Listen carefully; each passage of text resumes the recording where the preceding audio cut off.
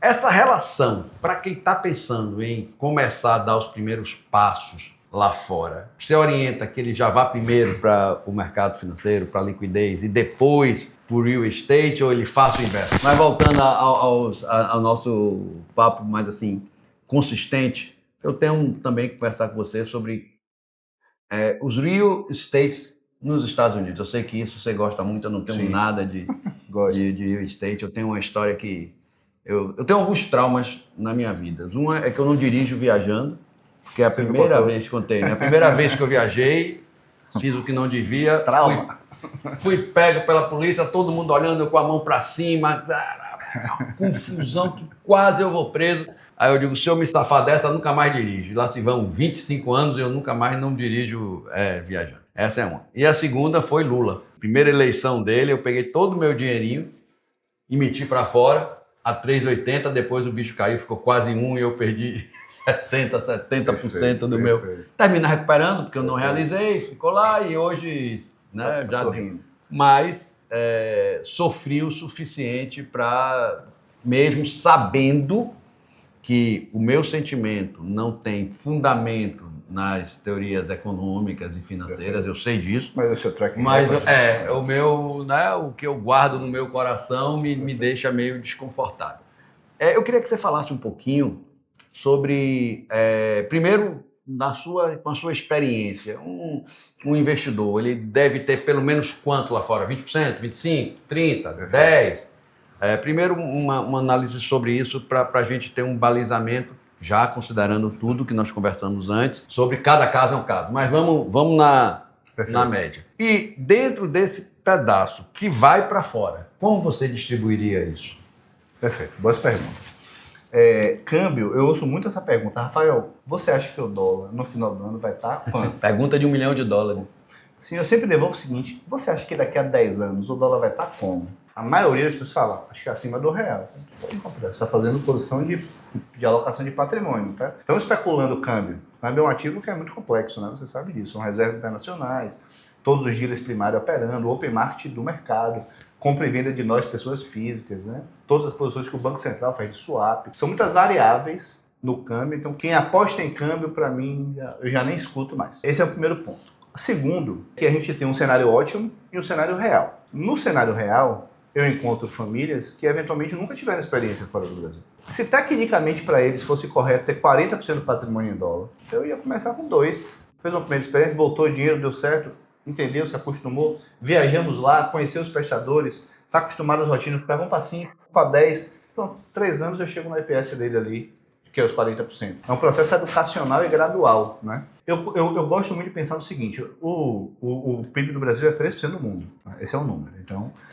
não vou aqui defender que a gente tem que deixar 3% do patrimônio do Brasil, mas somos brasileiros. Existe um viés comportamental que a gente costuma alocar o dinheiro onde a gente está, onde a gente mora. Até porque nossos juros são imbatíveis. Sim, onde a gente tem relações, onde a gente conhece os reguladores. Eu tenho clientes que jogam futebol e que são vinculados à Ucrânia e que compram títulos públicos ucranianos. Talvez você não queira comprar, mas é 27% ao ano que está pagando. Eles que estão lá há 5 anos, não, a pessoa paga todo dia, vamos manter, né? Então, e você vai olhar efetivamente as reservas, não são muito diferentes das relações de dívida com o Brasil, não, a Ucrânia inclusive. Então, é um processo que eu diria que se você for muito bom em fazer dinheiro real, o que é que eu quero dizer com muito bom? Taxa interna de retorno acima de 20%, já é um investidor diferente. Já não é um investidor de instrumentos financeiros puros e simples que está operando 120 anos.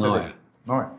Então, sua tia acima de 20 ao ano, cara, você é bom em fazer dinheiro real. Então, vamos considerar fazer dinheiro real. Como é que você faz seu dinheiro? Comércio, água, indústria, cada um tem a sua forma de extrair capital real. Que ele é um indivíduo investidor tradicional de instrumentos financeiros. Esse deveria superar 50%, 60% em moeda forte. Porque é um mito de que a rentabilidade fora do Brasil é pior. Eu tenho diversos fundos exclusivos em Nova York, em Miami, em Luxemburgo, assim como os nossos, que têm créditos ligados à economia real. Quando a gente bota dinheiro no fundo de debênture, nós estamos financiando projetos lá finais, né? Tem várias formas de financiar o projeto, ou direto, através de instrumentos financeiros, ou como for. Pagam 12% mais dólar, 15% mais dólar, 17% mais dólar, diversos fundos. É muito comum que o mesmo mandato absoluto, sem considerar câmbio, eu performo às vezes melhor nos Estados Unidos do que no Brasil em termos de instrumento financeiro. 23 e 24 foi assim porque o Brasil teve toda essa condição e 25 está um ano que está se apontando da mesma forma. Então é um mito, né? É possível ter boas rentabilidades E eu diria que, então, respondendo objetivamente, um mínimo de 20 e um máximo ali de 60, 70. Né? Para um brasileiro residente fiscal no Brasil. Né? Se ele já está fora, é outra E dentro desses 20, 30, 40%, o que você acha que ele deve ir? E aí eu vou depois fazer essa pergunta. Primeiro voltar ao mercado nacional. Eu tenho, para mim, Falcão, eu trabalho com 70% de investimentos financeiros e 30% no mercado imobiliário. Essa é a minha relação. Me pergunte assim, Falcão, você achou isso aonde? Não achei em lugar nenhum. Perfeito. É a minha relação que eu estabeleci. 70% no mercado financeiro, de várias estruturas diferentes, e 30% eu trabalho no mercado imobiliário. Não sei lhe dizer se essa é uma relação comum, incomum. Eu acho que tem de todos os tipos, né? Tem gente que gosta muito do mercado financeiro, tem gente o oposto também é o oposto também, todo do mercado. Só liquidez. E eu sou do 70 de liquidez e 30. Perfeito. Essa relação, para quem está pensando em começar a dar os primeiros passos lá fora, você orienta que ele já vá primeiro para o mercado financeiro, para a liquidez, e depois para o real estate, ou ele faça o inverso? Não, primeiro comece no real estate, que vai ser mais garantido, ou para quem está iniciando, não é para quem já está...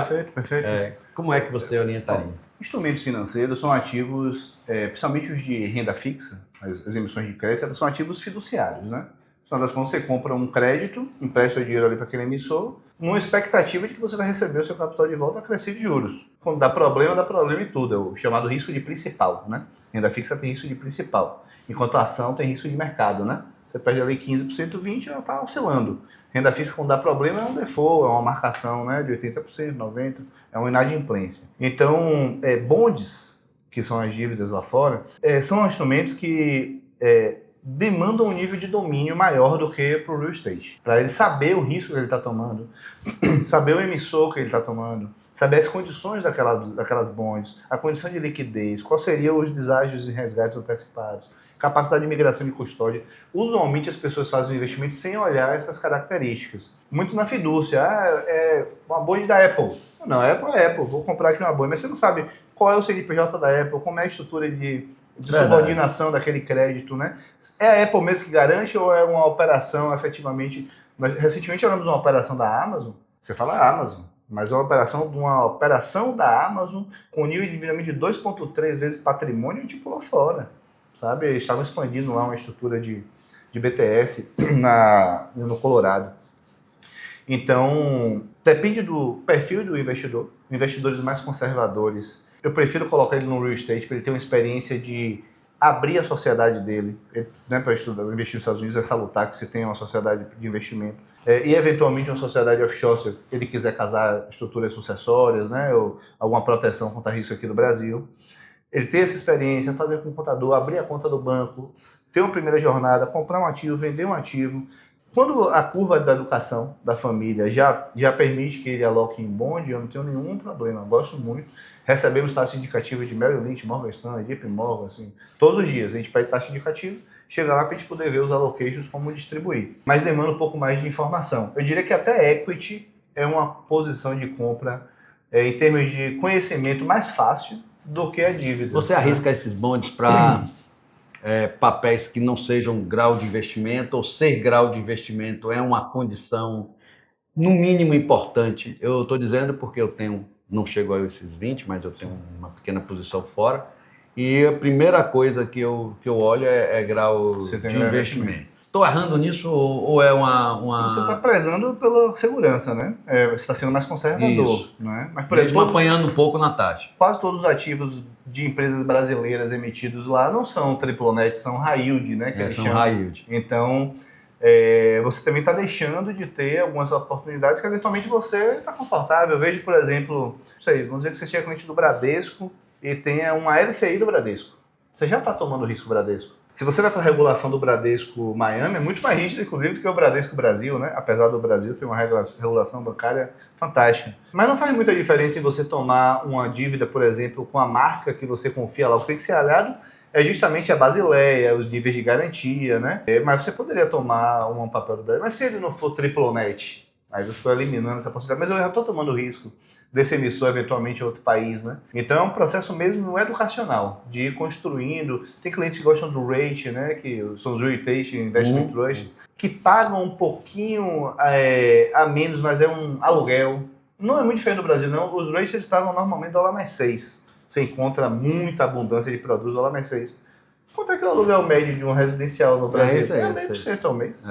Se eu tenho... Só que você faz $100, entendeu? Aqui você faz no IGPM ou IPCA. Perfeito. Então, no final das contas, tem muitos investimentos de asset, de topo de funil, que são mais seguros, muito bem regulados, que tem uma massa, sabe, massa segurada de seguro, tem a massa investida. Então, não é um ativo que sucumbe a aquelas crises de liquidez que todo mundo está resgatando e que você encontra um problema nas marcações do mercado, né? Short spring, né? Que o pessoal entra vendendo os papéis. Você não tem muito esse risco quando você tem muita gente alocando aquele ativo. Agora eu busco grandes desenvolvedoras.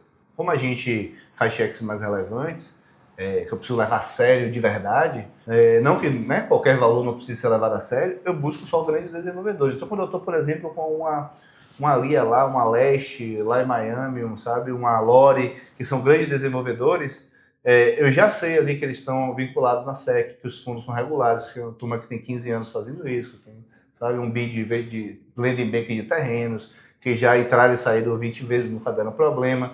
Aí eu já olho o ativo desses, eu prefiro filtrar o gestor do que ir para o ativo final propriamente dito. Porque se você escolhe bem sua cesta de gestores, eu tenho 3, 4 gestores para cada linha na minha política de investimentos, eu estou bem atendido em termos de originação, entendeu? Porque assim como no Brasil, quando você sobe a pirâmide, lá no topo todo mundo tem acesso aos mesmos capacities, né, em casas diferentes.